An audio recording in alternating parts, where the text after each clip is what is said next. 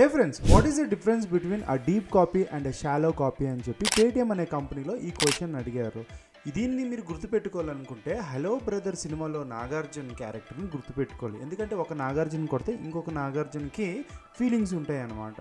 దీన్నే మనం shallow copy అంటాం.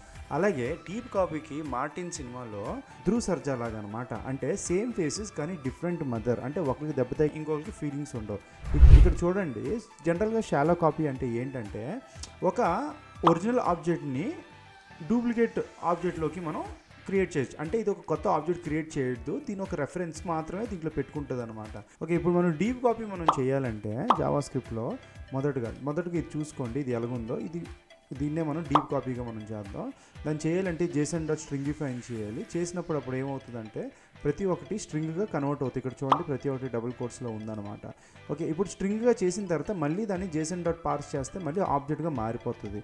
ఇప్పుడు ఈ ఒక ఆబ్జెక్ట్ ఏముందో దాన్ని డీప్ కాపీలోకి కన్వర్ట్ అయిపోయిందనమాట.